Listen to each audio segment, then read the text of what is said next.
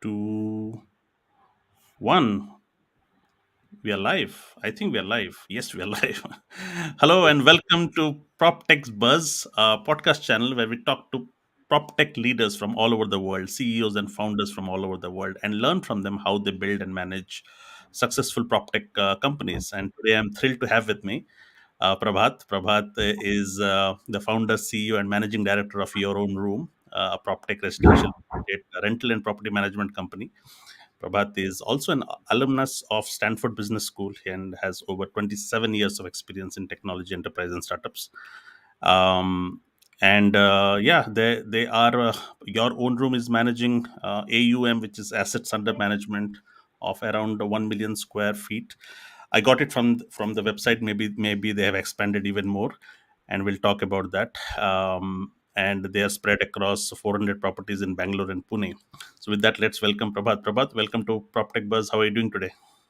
Hey, very good. Thank you, Ravi, and thanks for inviting me for the podcast. It's my pleasure to join you guys.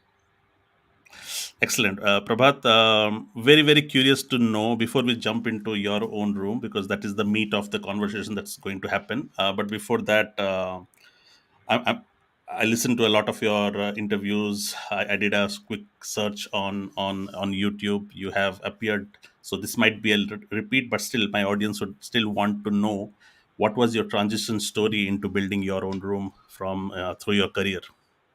Sure. Um, so, if you look at it, my background before Your Own Room was all in the technology space. I worked with various technology companies, mainly in India and in the US. Last two three companies has been exchanging, which is an IT services company, a British IT services company, which is now taken over by HP. Prior to that, I worked with HP and I worked with other companies and so on. One thing which I always wanted to do was I wanted to solve a real world problem at scale using technology. I mean, that was something which was always there in the back of my mind, and I wanted to work in a sector where the impact can be high, and I Mm, could touch the lives of more and more people. And mm, sectors like healthcare, education, real estate, these were some of the very obvious sectors. And somewhere I decided to kind of zero in on real estate, and I thought, let me build something in real estate. And when I started this, I mean, there were some very obvious challenges I could see on the ground. Real estate is a fairly, I would call it, one of the core elements of our Indian economy. mm. However, there aren't enough solutions, and I thought, why not kind of look into this? And just to give you a sense, it's going to be a $650 billion market by 2025, which is another 3 years from now, and 650, did you say 650 what? $650 billion. 650 billion in Indian market itself? Yes, yes, yes, absolutely. Right, which basically means it is going to contribute to almost 13% of our GDP. Today, it's about close to 8 to 9%. It's about 200 to $50 billion market. And our Indian GDP today stands at about 3.5 trillion. So you can do the maths. Mm, So it's a very substantial part of our Indian economy. And the other interesting thing which I always believed in was that there are various methods through which people can store their wealth, and real estate is one of the favorite methods in India. And they say, as per an RBI report, that 77% of our household wealth in India is invested in real estate. So, a sector which is so critical to individual success as well as to the success of the entire economy. I thought, why not get into this particular sector and solve a real world problem? And that's got it. how I, kind of started this. Got it. Cool. And then I'm very curious about new entrepreneurs, because entrepreneurs, when they begin, they have lots of ideas in their mind, and they spend they have lots of idea, and then they do some test run, a couple of months, maybe a year or so, and then they pivot, and then they find their groove, and then they go all in. I would like to know your early story where you figured out what exactly you want to do in real estate, and what are those experiments, what are those early pivots that you had to do. Sure.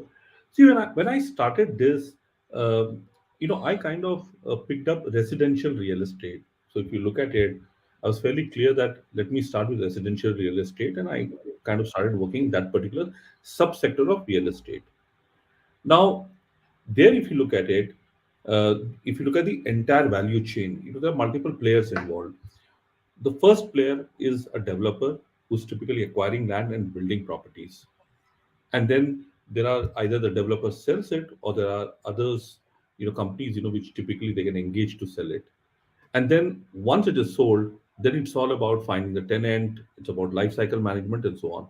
So I was very clear in my mind that I don't want to be a developer because there are enough great developers today in the country. There's enough inventory. And just for your information, there's about close to 7 lakh of unsold inventory, and a much higher number of inventory which is currently under construction. So I said, let me not solve that problem.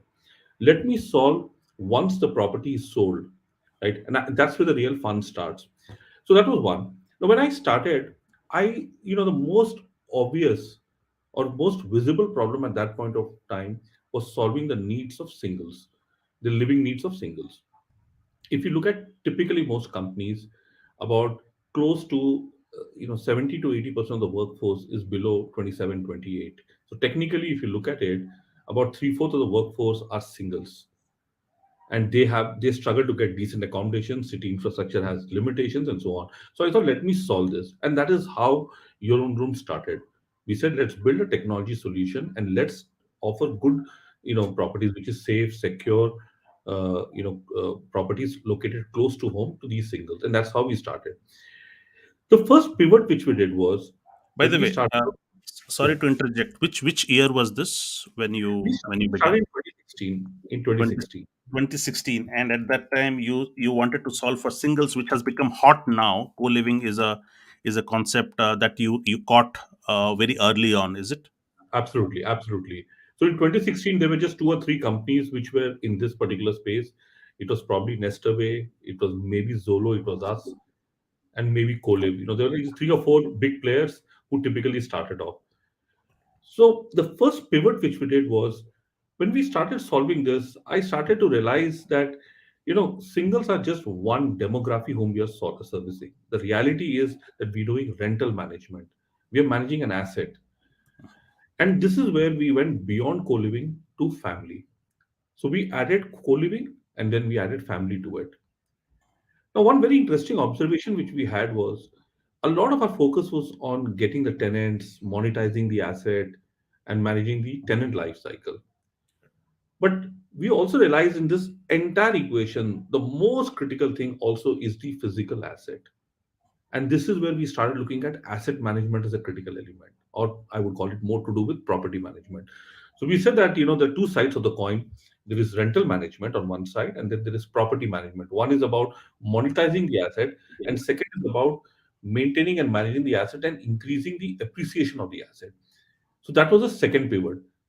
And today, if you ask me, we are at a stage where we call ourselves a proptech residential real estate rental and property management company, and we manage about 1 million square feet. So this is where we are today. Nice. Increasing the appreciation of the real estate would be like the high rental yield, I suppose, right? No, no, no. So there are two aspects. uh, One is rental yield, Hmm. which is the rentals that you're getting from an asset, and second is increasing the value of the asset. Now Okay. remember, land is an appreciating asset, Yes. right? Because there's only limited land. But if you look at a property, if you don't maintain the property, it will not appreciate. It can even depreciate. Okay. So a well-maintained property will always demand a premium compared to a non-maintained property. And just keep in mind that the property starts to if you don't maintain a property well, after 3 to 5 years, the property can start to really go bad very fast. Okay. So we are very clear in our mind that the benefit we are giving to the owner, the economic benefit is that A, we're giving you good rental yields higher than the market rate. And second, we are making sure that your property is appreciating. If a regular property is appreciating at X%, we can probably do it for more than X%. Okay, Prabhat, I'm not from the industry. Just common sense question. Okay, structurally, a property stands on strong foundation. Okay, when you maintain a property, it is about the cosmetic changes. Okay, wear and tear, walls and stuff like that. If you ever want to sell a property that you have never maintained, all you need to do is spend a lakh or 2 lakhs. refurbish it, renovate it, or paint it, and then it becomes all new, right? Or is there more to it? I think that's a oversimplification of the whole process. Okay. I wish it was as simple as that. The reality is no. Uh-huh. The reality is that a property needs constant, maintenance. You see, just for a minute, just imagine uh, a car. I mean, you buy a car, don't get it serviced, and sell it after 5 years. The engine would Mm. cease.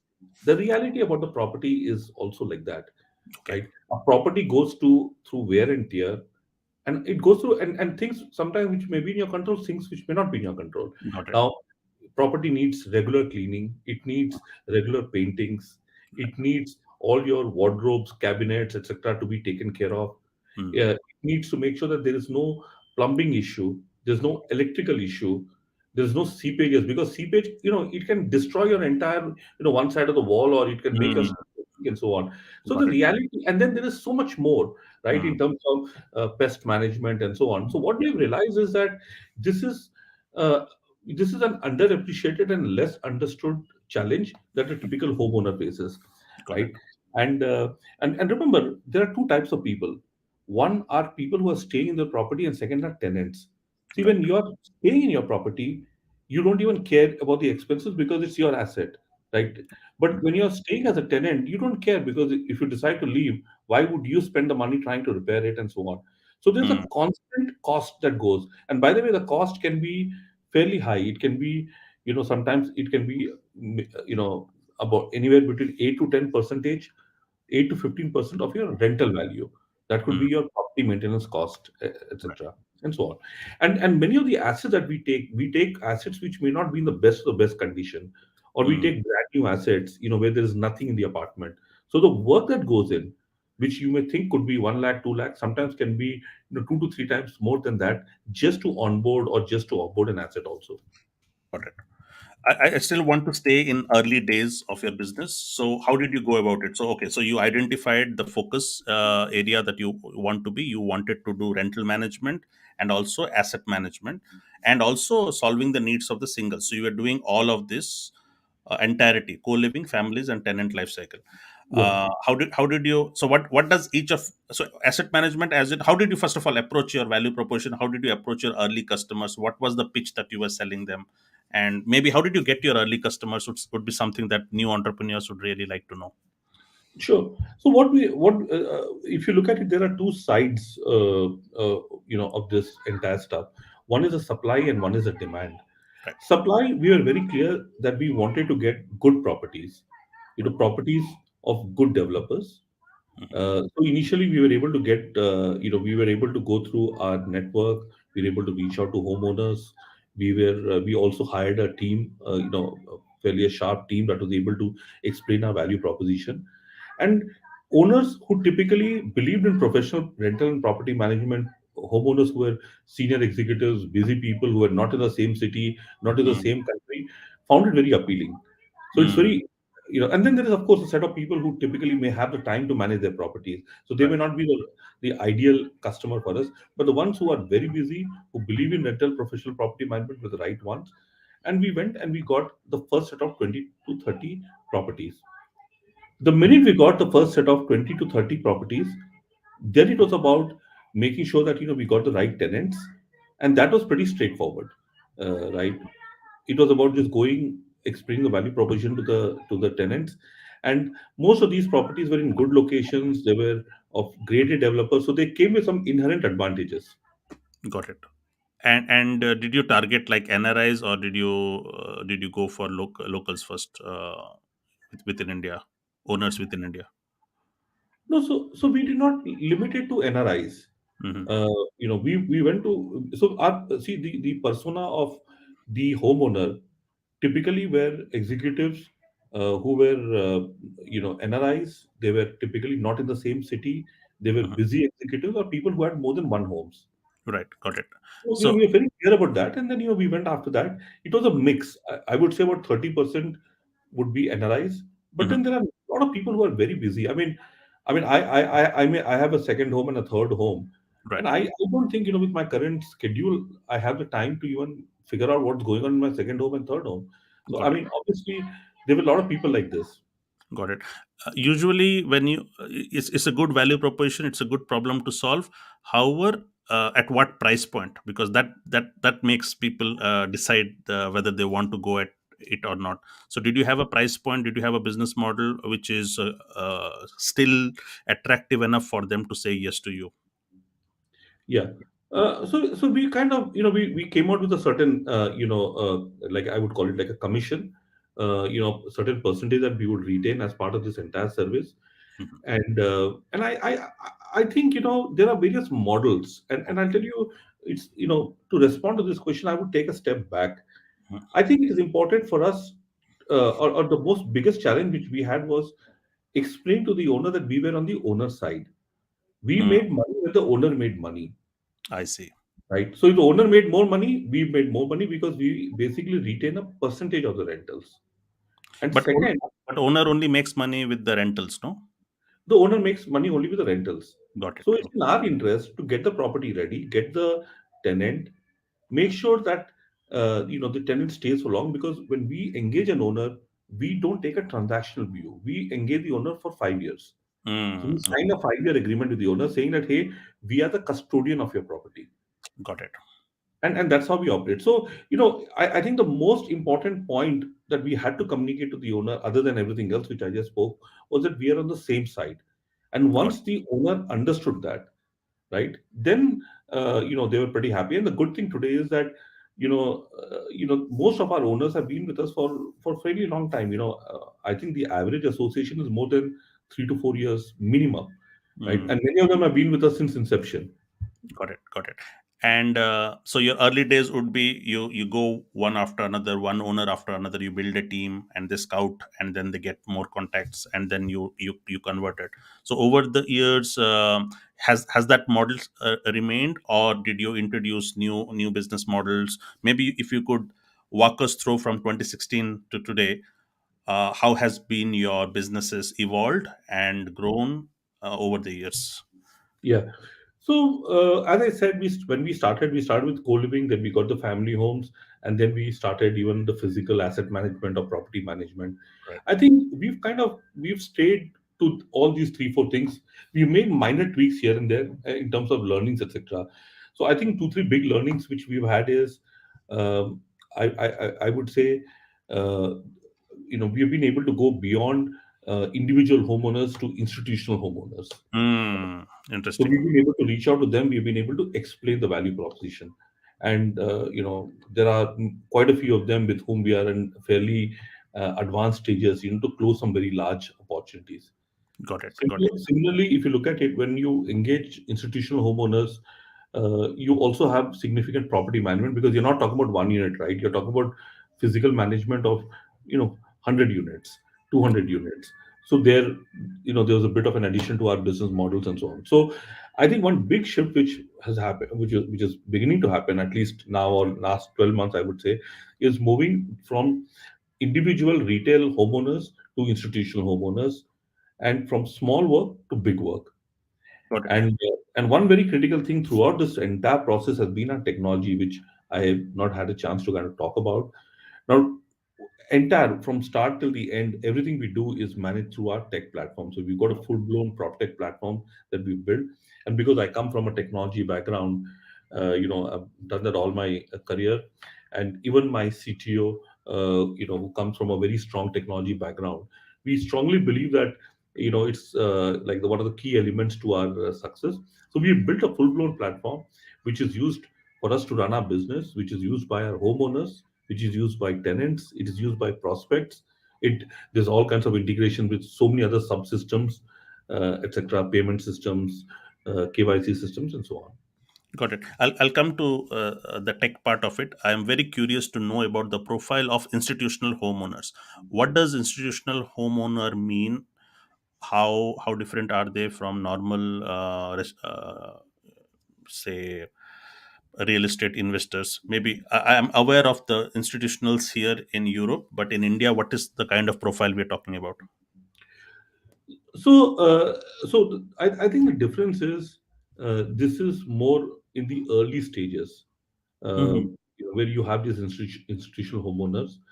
Now, the interest of institutional homeowners to a large extent is in alternate assets, not in typical traditional assets. And the reason why they are more interested in alternate asset is they think that in less space you can get more returns. Hmm. So let's say, for example, if you give a typical, if you create a typical three-bedroom home, and let's say you create 100 three-bedroom homes, there's a certain return you can get. But for a minute, if you convert that into, say, co-living homes, the three-bedroom can translate into maybe five single, co-living setups, and now multiplied by 100, so the game can be very different. So there's a strong understanding and appreciation that you will get higher rental yields, which can go all the way from 6-7% to maybe even 9 to 10% Hmm. by running alternate asset, and this is something that is getting institutional investors excited. Got it. Now, here, if you look at it, there are, institutional investors there are two types. One are propcos who own the asset, and then there are opcos who operate the assets, and we fall in the opco category.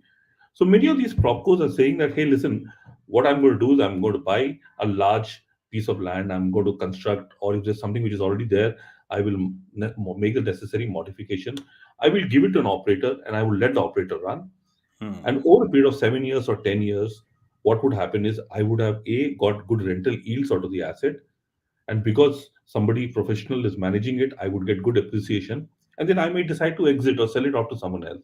So there is a good number of institutional players who have understood this entire proposition, who are working very closely, and we are also working with them very closely to offer our services and our technology platform to Got do it. it. Got it. And for how big are they? Are they usually developers? So you said propcos who own the building and also operate. Opcos are only operating, so they work in tandem with the building owners, right? Because you are Yes. an expert. You are an expert on operating it. I assume that for a builder to offer his, or I do not know how it is, but you need to have a certain level of reputation to work with institutions, isn't it? And because you have worked over the years in this industry, you have that reputation to sell and go and partner with. Maybe could you explain the dynamic on how do you become an opco for institutionals? No, when you operate assets, when you operate large assets, and you do it over a period of time, and you have the necessary technology and the necessary operating capability, Right. automatically, people get notice you, Got it. and because of your reputation, they start to engage you. Now, one very important thing which I want to highlight here is developer is different than a propco, though a developer can also be a propco. Remember, Uh-huh. if you look at a typical developer, a developer is all about acquiring land, getting the property ready, selling it, and then exiting and moving on to the next project. Got They are it. not about holding the asset. Got it. You need a very different mindset, right? You need a private equity mindset to hold an asset. So Mm. typically, that has to be a real estate fund or it has to be a propco company. So it's Got it. typically not the developers. Now, some developers may choose to be a propco also. And Mm. to operate an asset is again different. To operate an asset, you need to run things in a very efficient manner, etc. Mm. And it's a choice which a company has to take. Mm. And propcos typically require a lot of capital. Opcos Mm. are very light. So commercially, we are very light. We don't Right. need too much capital. We need a little bit of capital more for sales, marketing, for product, technology, etc. But Right. not to own the physical asset. Yeah, not own, but what part of, so refurbishing, maybe would you also need capital for furniture furnishings, Yeah, or you would not need that? that, but we don't do that. So we have Uh-huh. taken a conscious decision that we don't want to invest in refurbishing the property. That has to be done by the homeowner, whether it's a retail homeowner or the institutional homeowner. And yeah, and that has evolved in the sense, again, remember, we're talking about co-living homes, we're talking about family. In co-living, you need some degree of furnishing, Mm. but in a typical family, you just need a semi-furnished place. In fact, they don't want anything to be furnished because most of them come with their own stuff. Got it. So technically, we've also learned, how to manage this part, and keep in mind that then it also adds to our cost in terms of inventory management, maintenance, and so on. So the idea is to be a little bit asset light so that it's easy for us to scale the business. So Of course, yeah. we don't want to we initially we did invest in some assets, etc., in terms of white goods, in terms of furniture, but over the last 3 to 4 years, I think we've completely moved away from that.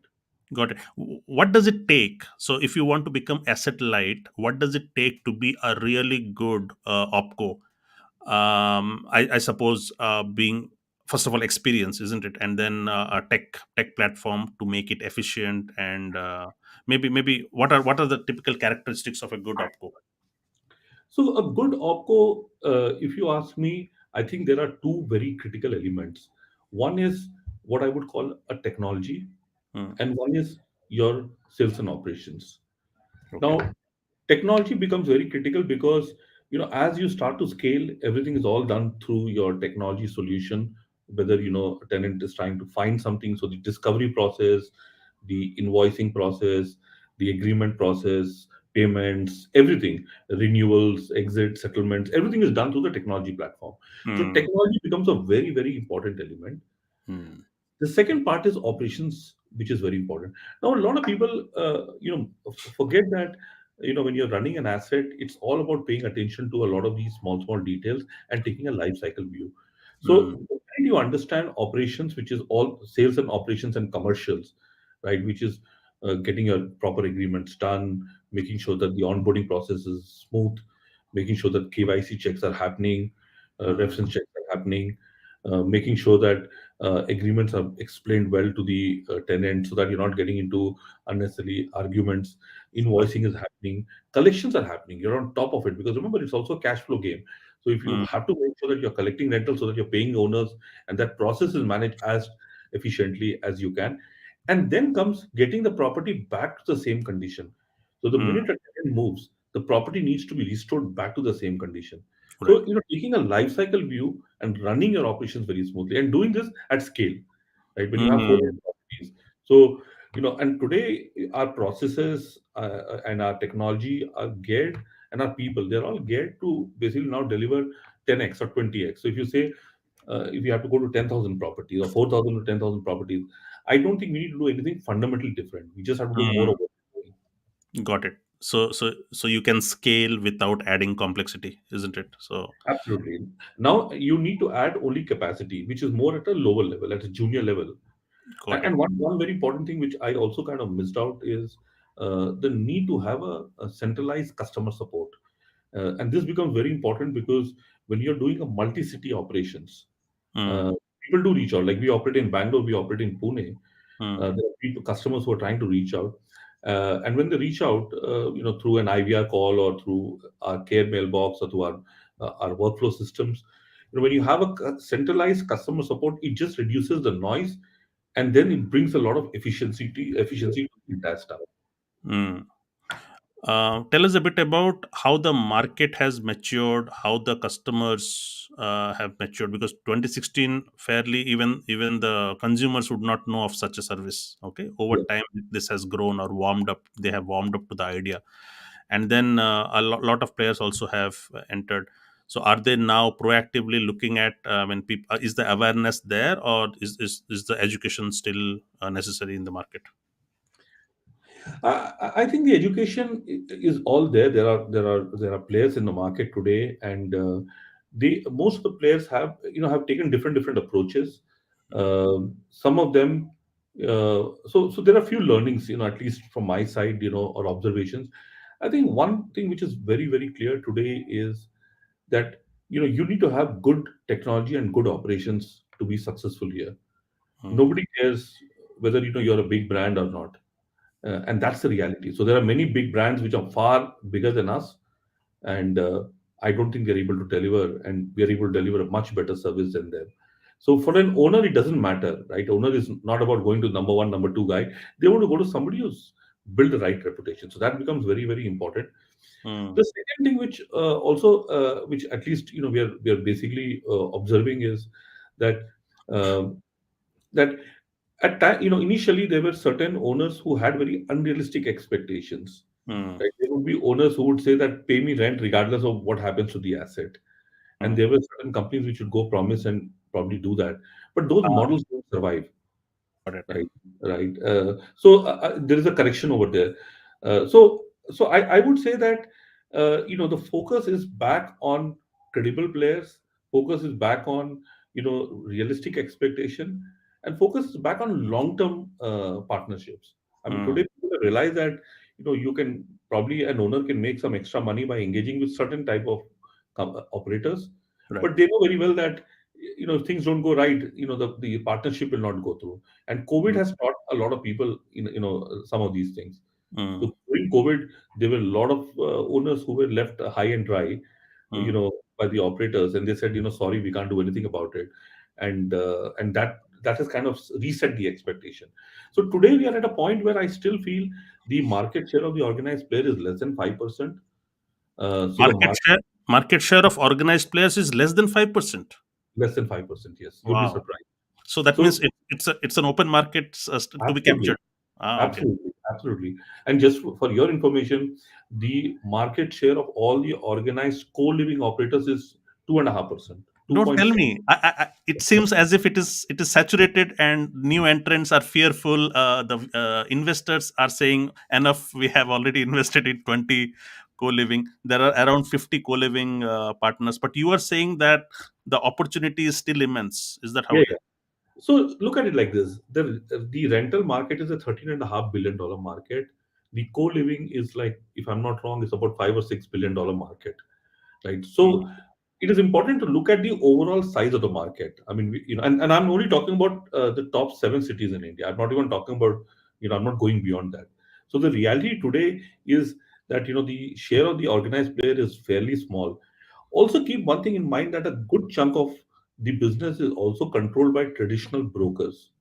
mm, And I strongly believe that the brokers cannot be removed from the equation, whatever you say, because real estate is also about a lot of hyper local intelligence, and mm, hyper local intelligence comes only when you're operating in that area. I mean, it's all about which road, where are the market, is that a one way, two way, what are the schools, where are the hospitals. I mean, there's only limited information which you can get from, I would say, Google. But the reality mm. is, you need to know, you need to have more insights about that. And that's where I don't know if brokers can be substituted. And that's why we don't, as a company, we don't have a problem working with brokers. There are a lot of brokers who come, who work with us. It's all about creating a win-win situation. But why would you work with brokers at all? Like, what is your interaction with brokers in your business? Because you would go and capture a homeowner, Yeah. and then you take ownership of that property. Would you engage with brokers while looking for a new tenant when there is a tenant who is living? Yes, yes. We would, so we don't actively look for brokers, but there are at least about close to 20 to 30 brokers who work with us. Hmm. And the properties are open to our sales team. In some cases, we open it to our brokers also, because the idea is to fill up the property fast. And Mm, second, if we don't engage brokers, then we will have to have a very large sales team, right? mm, Which makes our sales and operations very inefficient, got it. right? Got So got it. that's how it is. And by the way, in all these cases, there is no brokerage that we have to give to the broker. So there is no commercial outgo from our side. They it's just that they have their own set of customers that they sometimes get, and depending on whether we want to engage them or not, we take a call. No, no, what do you mean you don't have to pay? You have to pay them for the service, right? If they give you a No, new tenant. no. They take it from the customer directly Oh, from the sometimes. customer, as in your customer. Tenant, yeah. Ah, They, okay, okay. Yeah, yeah. Okay, so you do not make any cut from that transaction. not That at is all, not at all. that is part of your overall property Model. management. Okay, Yes, got it. yes, yes. Ah, See, we are already there. So remember, we have multiple sources of generating leads. Our source is A, we have our own sales team. B, we have our own platform. C, there are so many platforms available today in the market, right? mm, There are so many platforms which are nothing but just a marketplace. mm, So we also leverage these marketplace, and broker is one more channel. So we have five channels. right, The way we think is, A, we need to get properties from the owners, and we need to sign up long-term agreements with the owners. And right, B, we need to make sure that we're getting tenants on time. right, The sooner the better. And C, it's making sure that we are operating it efficiently. got it. Right. And And same yeah, applies even to vendors, by the way. I didn't mention about vendors. See, operations also, we keep our team fairly light. So we have people who are more, operations managers, senior operations manager, vendor managers, etc., and customer support managers.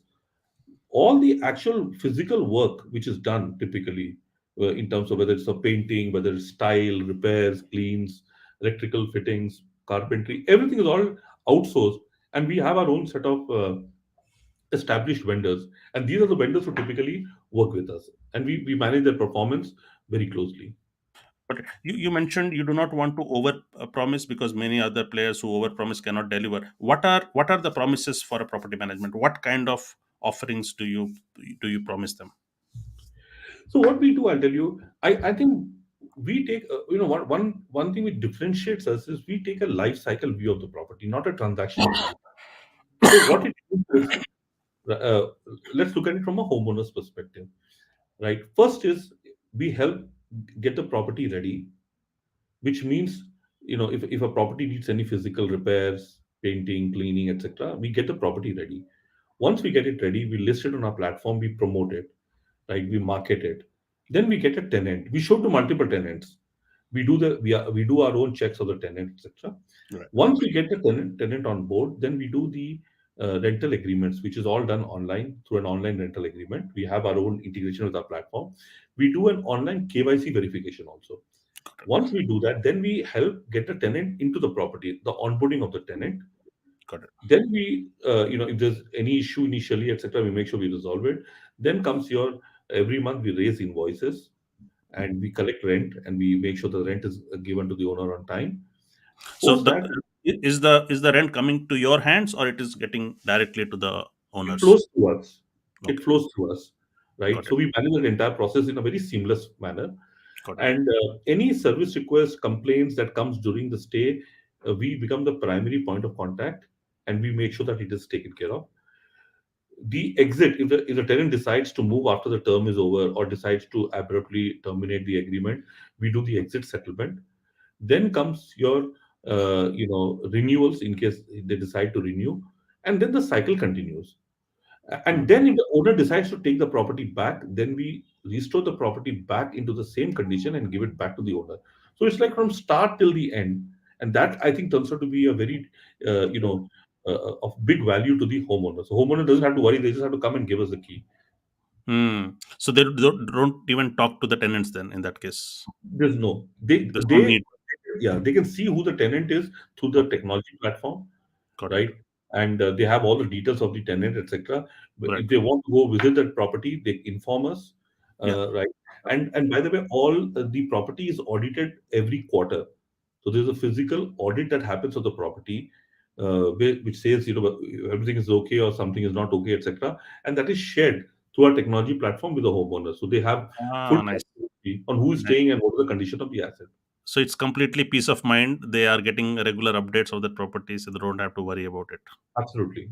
Got it. And but you enter the property and take pictures or something of that sort, and Yes, yes. We take pictures, we take videos, we take everything. yeah, which is something in Europe does not happen because you do not want to invade the privacy of a tenant. I mean, you could do once in a while, but every quarter is like Europe is a little more sensitive. So I'm just trying to draw comparisons. No, no, no, no. I think that's a very fair point. And just so that if I can explain that, remember this is with permission from the tenant. Now there are Yeah. tenants who say that they don't want us to come and physically audit it, Mm. right? Especially the family, not co-living, Exactly. right? Yeah, yeah. Yeah. I'm In talking the about families. Yeah. families, yeah. If they say they don't want, in that case, there is a process of doing a self audit. Ah, So okay, they okay. can do a self audit and they can share it with us. So that's Got it. also perfectly fine. So, see, the idea is not to invade into the privacy, but to Exactly. make sure that the asset is in good condition. Got it. Because Yeah. see, one thing which we have learned over the last several years is there are a lot of surprises. And these surprises, when they come at the last minute, it leads to confrontation, right? Because, Mm. somebody has to pay for it, right? Either the owner pays for it or the tenant has to pay for it because your room is not living in the asset, and Mm. to avoid situations like this, right? Mm. And also, it's in the interest of the tenant. And by the way, a lot of tenants like this because it gives them a chance to communicate with us. It shows physically what the issues are.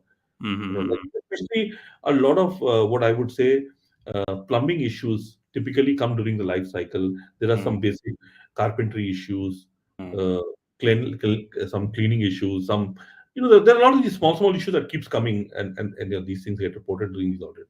Got it. And this audit is actually in beneficial also for the tenant, because if he contributes and if he is actually keeping things updated, then he's not surprised when he's leaving. There is not a big bill facing him or something of that sort. Absolutely, absolutely. So this is about private. Okay, in institutionals, what are the kind of offerings you promise as a opco?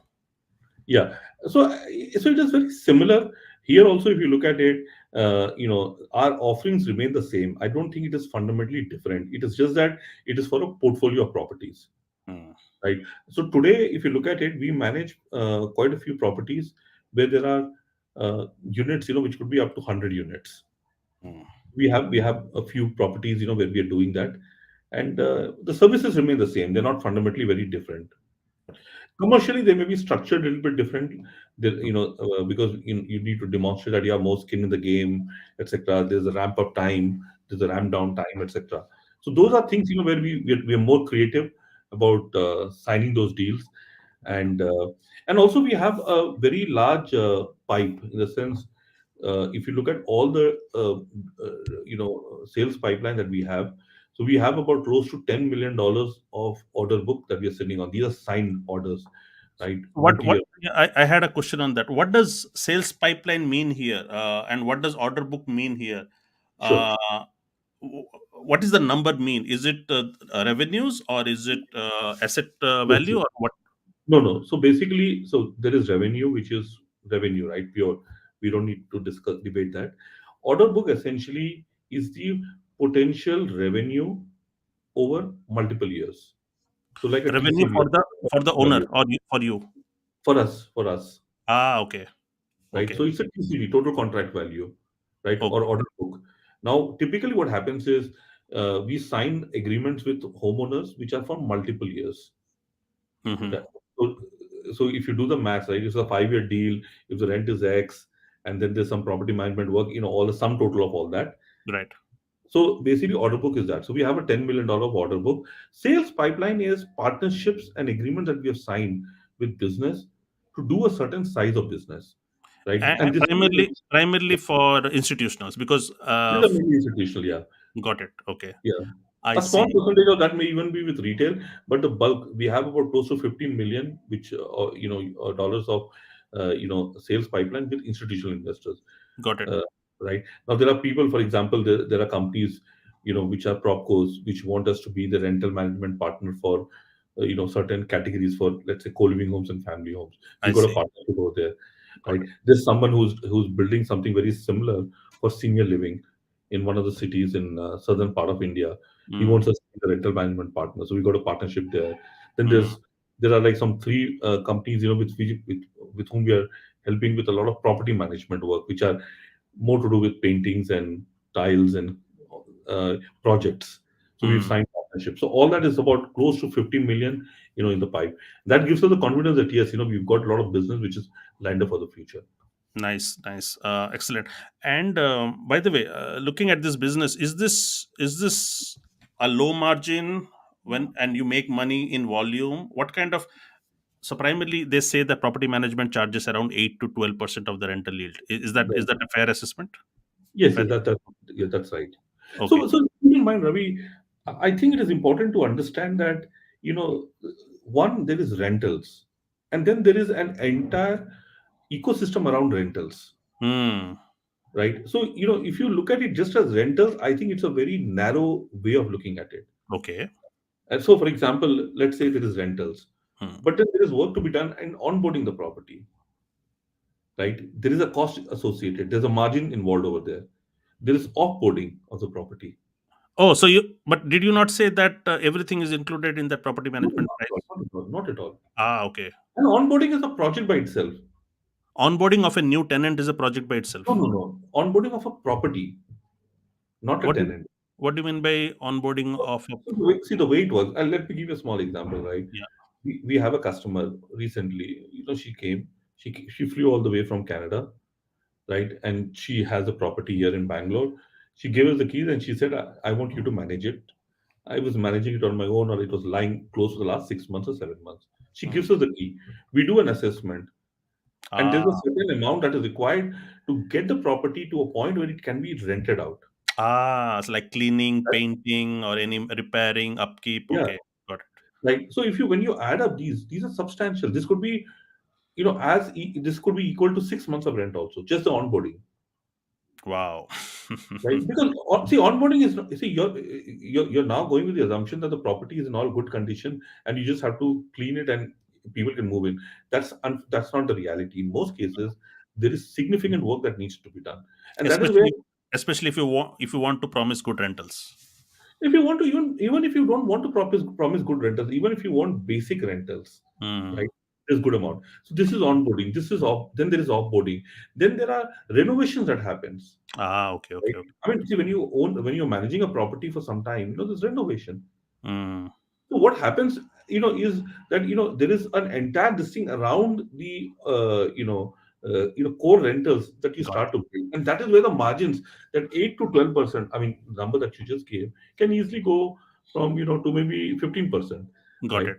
And So that is where it's very important to have a stickiness too. got it. Okay. Then you add new business models, new service layers, and stuff like that. Yeah, yeah. So, for Excellent. example, we are also doing projects. We do projects, where someone is trying to get the property ready and needs, say, certain interiors to be done, some exteriors to be done, etc. And they engage us. Now, projects, they can be anywhere from a lakh to maybe even 8 to 9 lakhs or 10 lakhs. So these are Mm. substantial numbers. You do 10 projects or 20 projects, you're talking about a crore, But right? And that's how what kind of projects are they?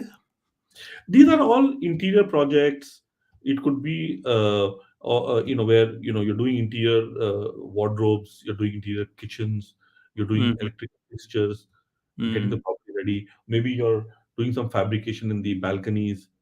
It can go beyond. I mean, Mm-hmm. these are all typically projects, right? These are home renovations, you can call it. So provided you have capacity, but renovation would be an important capacity to add, isn't it? Because this is a very common use case for a property. It's a common use case, yeah. So we Right. already have that, right? Okay. So you have We, a vendor partner for that, and yeah, yeah, you. yeah. So we Okay. have two offerings. We have a Mm. rental management, we have a property management. The actual work is done by vendors. They're all subcontracted to vendors. Got it. And Right? you make a margin out of Yeah, it. yeah. Okay. So when we Excellent. started, as I said, right, when we started, it was limited to very basic stuff. Hmm. And then we realized that, this is a very important element to increase the appreciation of the asset. And that is Hmm. how we kind of build some strong capabilities.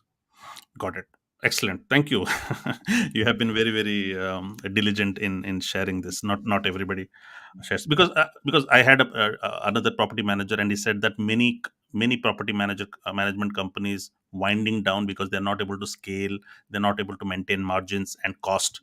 That's why I was curious to know: is this a margin based setup or a business? Why is it?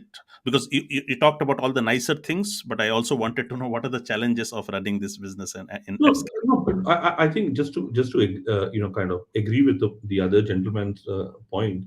See, please understand, when you talk about property management, physical, taking care of the asset, it has two elements. Hmm. One is typically, what you call getting your small repairs done, Hmm. right? And one is big ones. You don't make any margin in small ones. That's the reality. And Hmm. in fact, we don't even want to do that. Okay. We're very clear in our mind, because you don't make any money. It's just, see, remember, at the end of the day, the cost of sending somebody even to go and take a look and come back without even touching anything is Hmm. substantial in a city like Bangalore or Pune. Got So it. this is something, and plus, you can never compete with someone like an urban clap. At that price point, you Hmm. can never compete. Plus, Ah. remember, there is also the effort and time of waiting and coordinating and this and that, etc. So I think Hmm. we have taken a very conscious decision that when it comes to those type of work, we only want to recover our costs. That's it. We are not there to make any margins. And by the Okay. way, somebody pays for it, right? Remember, if there's an issue, it is not paid by us. It is paid by either the tenant or by the owner, Got it. Got it. right? Yeah. Depend. So it's simple. If it is to do with the capital structure, owner pays for it. If it is Right. to consumable or wear and tear, tenant pays, and there's no issue. I mean, it's all about explaining it to the customers. And the second part is the projects which I was talking about, the bigger ones. Mhm. This is where there are margins involved, Mm. Got it. right? Got it. So that's all. Excellent. Great. So you talked about challenges. You talked about that organized property management is still 4% or 5% of the market. Yeah. And then there are other mom and pop operators, isn't it? Mm. Smaller ones locally.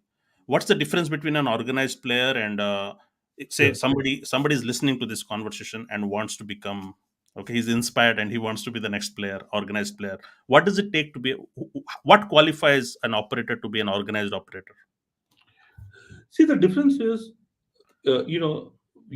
taking a end-to-end view versus a transactional view. So there are a lot of people who would typically take a transactional view. Now Mm, let's take a small example, right? If you want to get your house ready to be rented, now there mm, can be 10 things that you may have to do.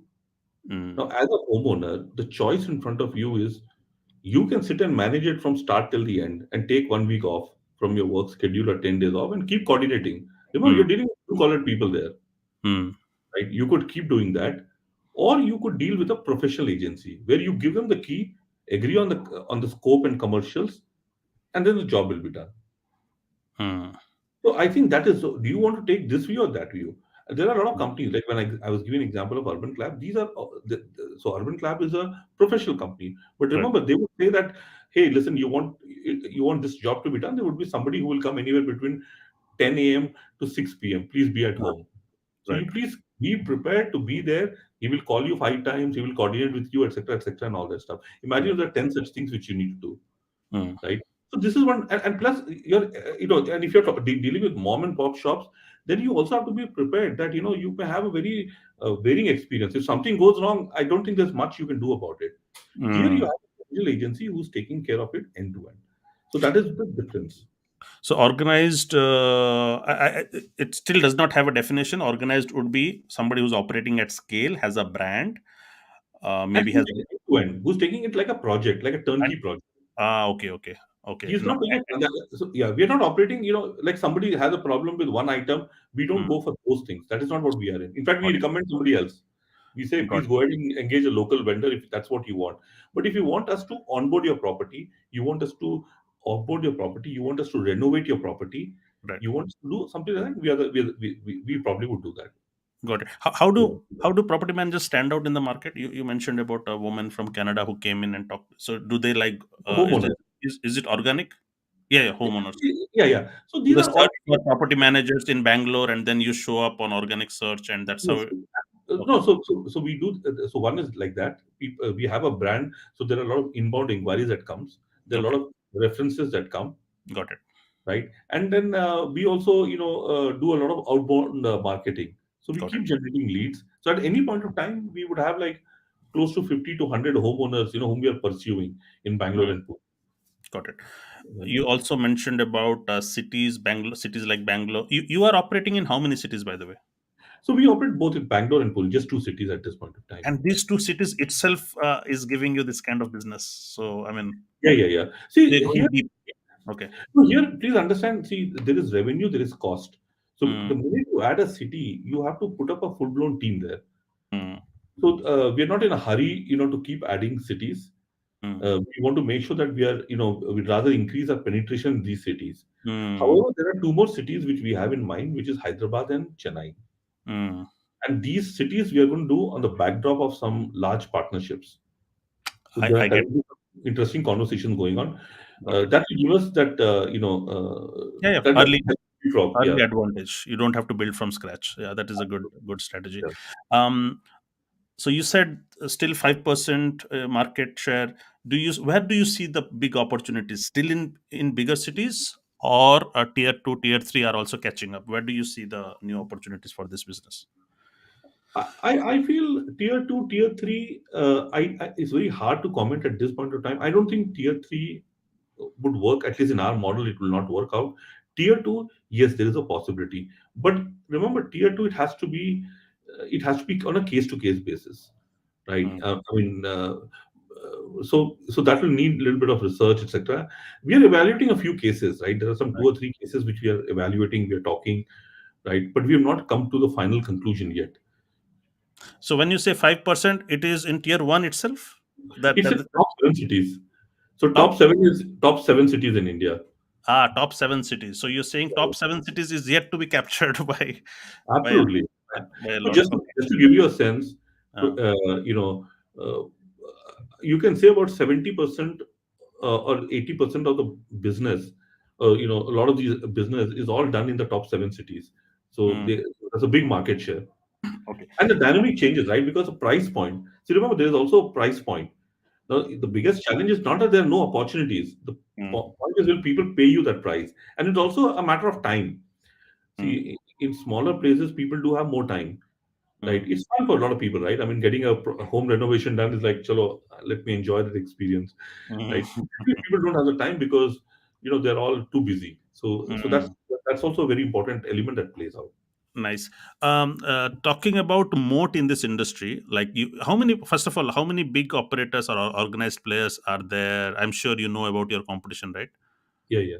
Are they within 10 or like 20, 25? Like, No, so this is very interesting. I think when you look at the landscape, you have to look at the landscapes slightly differently. uh, Uh, Now, there are companies which have a only digital solution. okay, So that is one set of companies. Then there are companies which have a digital plus operations okay. or asset management. This is one. And then there are brokers, etc. So there are like three large categories in which people are operating. Uh, if you look at the ones which are total digital, which have a big impact, probably there would be maybe two or three. There are many What do you mean by digital? They sell digital like a solutions to. no broker. Like a no broker is a good example, Okay. right? No broker is a very it's there in the market. It's a strong brand. They've raised significant money. It's all there in the Money. public domain, etc. Yeah. Yeah. Right? And they've been doing a lot of right things. Then there are Mm, a lot of companies which are only marketplaces. And honestly, this is not an industry. Marketplaces. I don't know whether they would make money. mm, And second, what happens is, this is not as simple as just getting owners and tenants and everybody else in one platform and expecting that things will happen. Till mm, you are not able to tie together and add services, it's very, very difficult. So I feel that maybe there is no broker, there is maybe a housing, but the rest of them are all just marketplaces that are just throwing data, which today Google can do, even Facebook can do. Right. got it. Right. So that's one. Then there are these operators, right? I mean, there are about, I would say about 10 to 15 decent operators, Mm, right? And we are right there, where we are also operating. Plus, we have our own, complete, technology. So it's about 10 to 15, I would say, good serious players. okay. And then there are a lot of small players. See, the entry to barrier is less. Entry to barrier is exactly that's what I was asking. First of all, who Okay, these Ravi, players are, Ravi, and is the there a challenge is not entry to barrier. The challenge is entry to scale, a barrier to scale. That is high. barrier to scale? Okay, that's why I was asking. What is the competitive moat amongst these 10, 15 players? Yeah. Can you protect your market share? Can you protect attrition? Can you stop your customers from moving to another, just at the fighting for price or something of that sort? What is a moat for competitors or organized player here?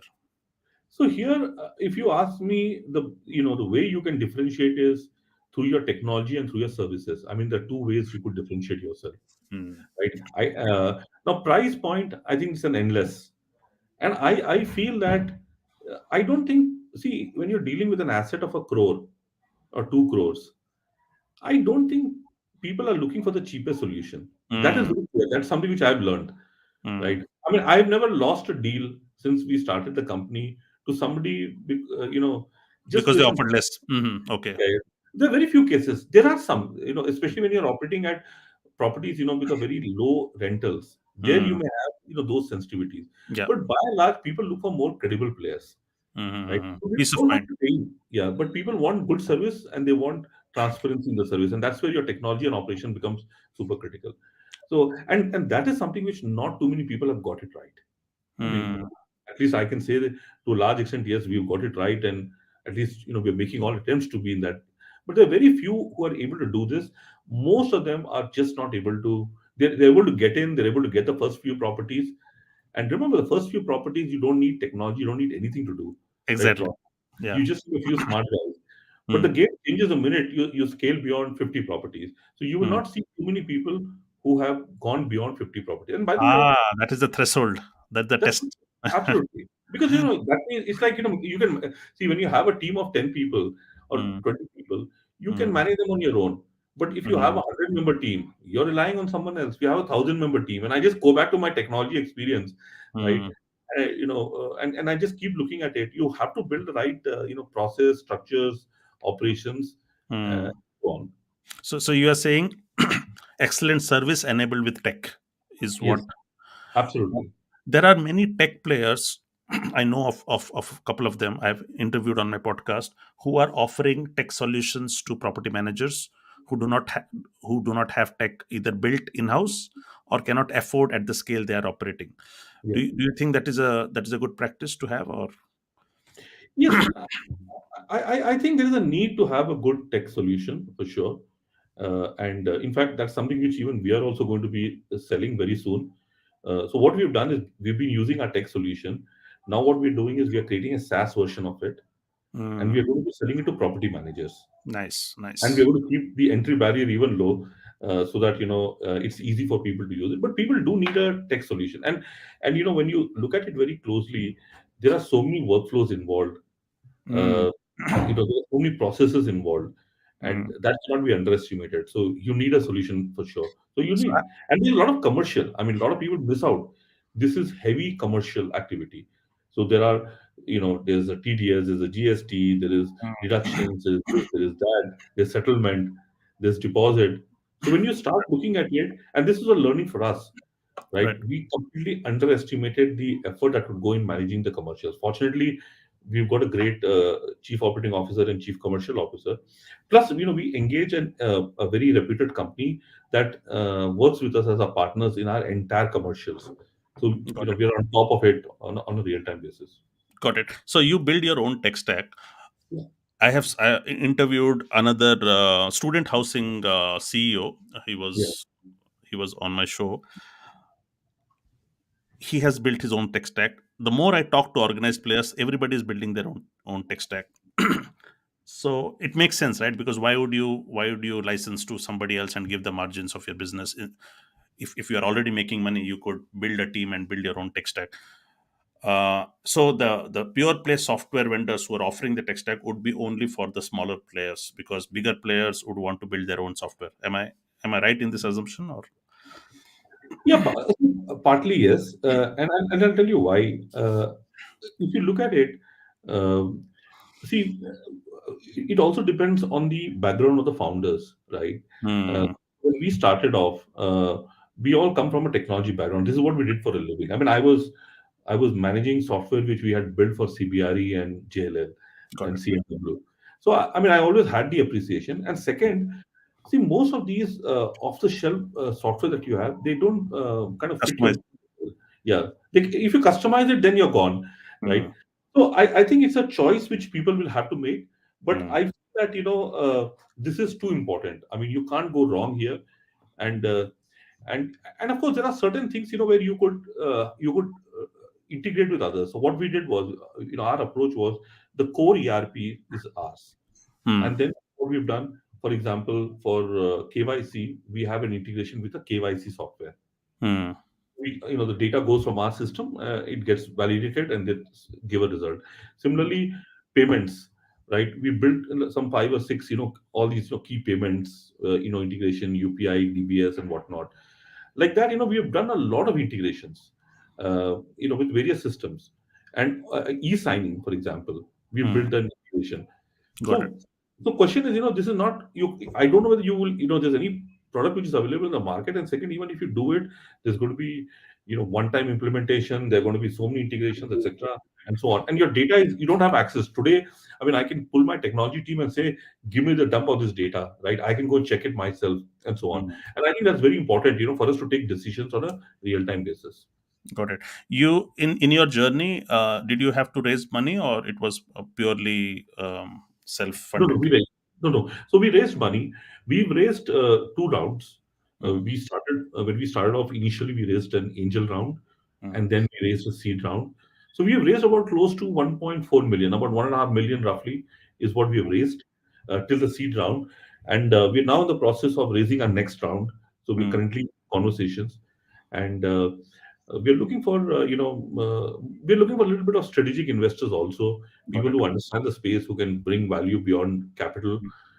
So we are in the process. We're talking, and let's see. Hopefully, we'll have something close soon. So I think most of the core real estate players, builders, they have begun to become strategic investor to digital players. No, so they are like they're investing and they're looking at opportunities to see, okay, which ones, which are the bets that are making going to, like the gentleman that I spoke to for co-housing.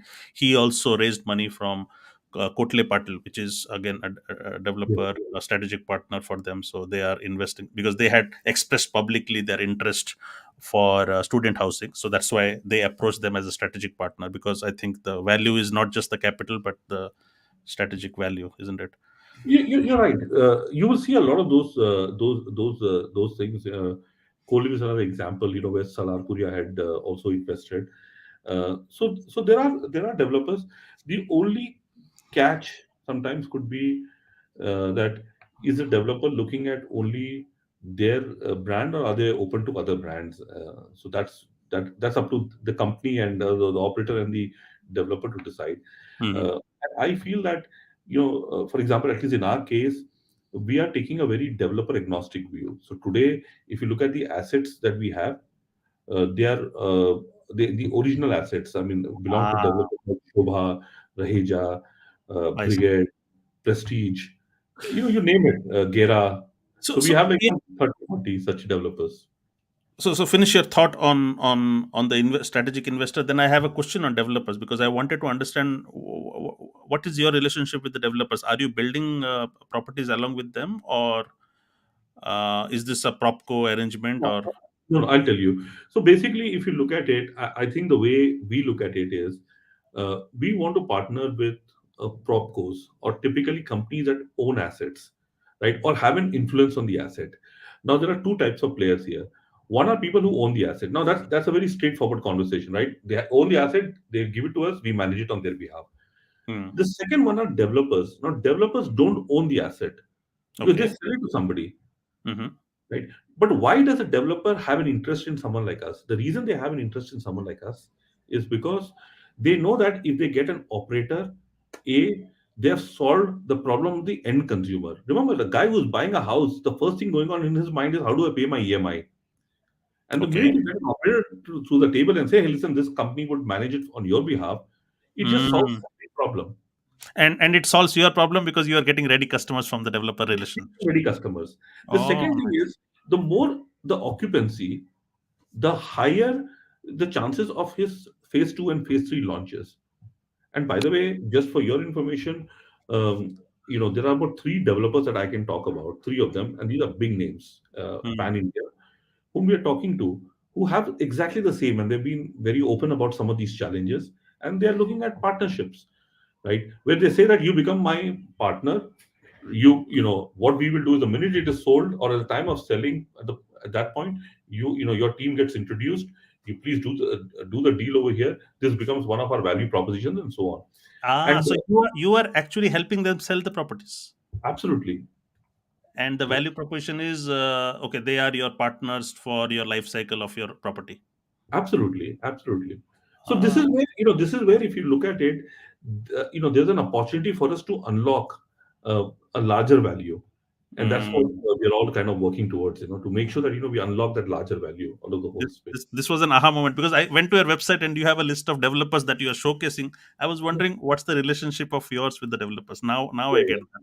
Yeah, Very yeah, interesting. yeah. But I think there's a lot of convincing that needs to be done before the developer understands and starts to look at it from the same lens.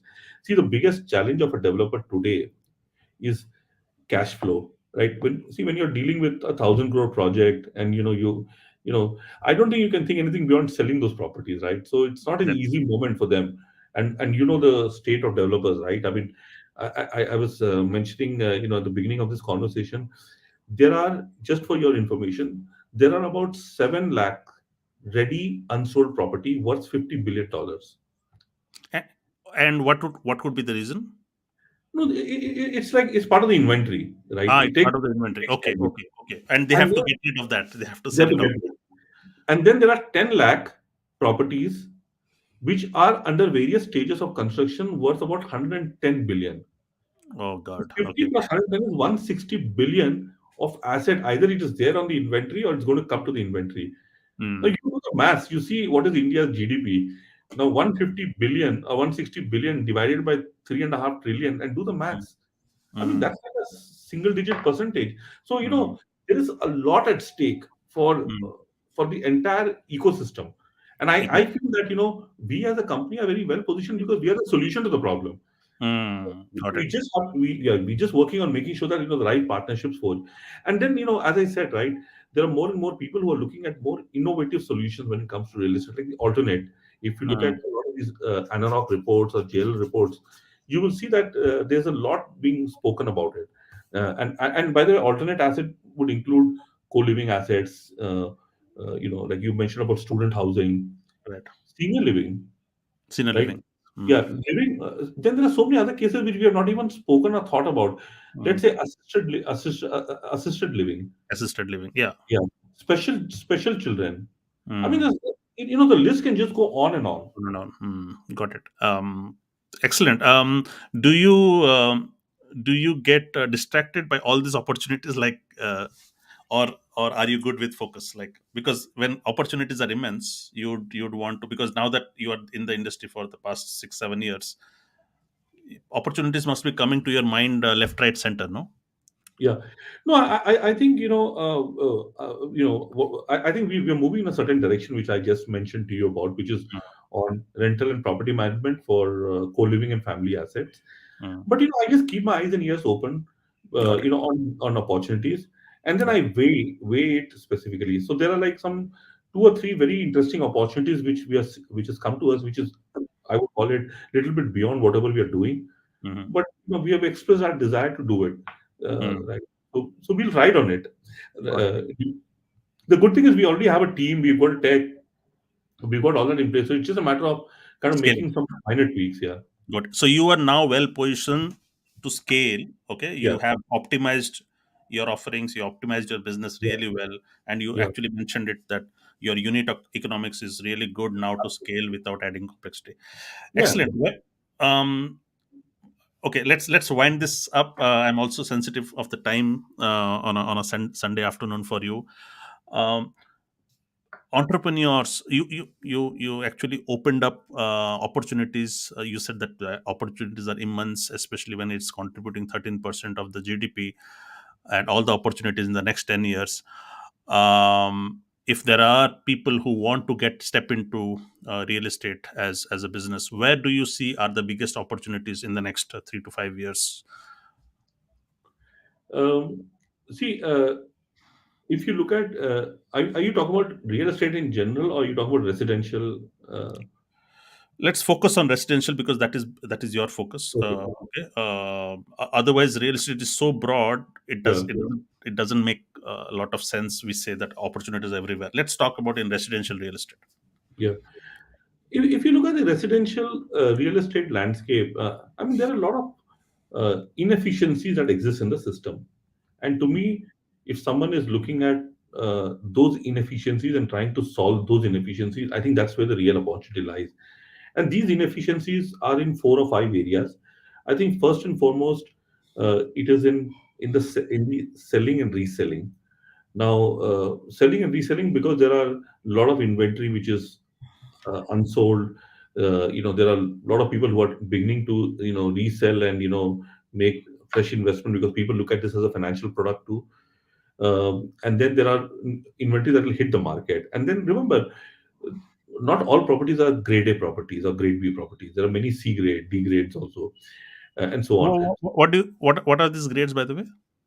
No, see, grade A would be the top developers, Okay, tier one developers. Then there's tier two developers. Then there's tier three developers, got it. and so on. And then there are many places which, I don't know whether it will find enough takers. Right? It has a Mm, lot of inherent defects, but I'm sure there's a taker for every property. mm, But selling, I think is a big space which is still, I think, not totally tapped. The second one, I think, is getting more out of the existing properties. So mm. I think, if you start looking at homes very closely, you'll see Mm, many homes configurations are very poor. The interiors are really bad. mm, Safety is an issue. Just, seepages, mm, right? So I think people they have underspent on property maintenance. And mm. it's like you have cars and you don't maintain your car, it's going to just go down the drain. So I Right. think that's one big challenge or big opportunity. And Mm, third, I feel is alternate assets, right? mm, People operating in alternate assets. And the reason is simple. See, current real estate is all designed keeping regular families in mind. mm. And if you look at today's demography, I mean, singles are playing a big role. Right. Seniors are going to be a big number, right? Mm, See, there's no homes, and seniors don't need a three-bedroom house, right? I mean, they mm, need a compact studio unit, which is more safe and secure, which has all safety built mm, in, which has more technology. mm. So senior living is another, like in the sunrise sector, in my Right. view. So there are, these three or four opportunities that I can think of. Right.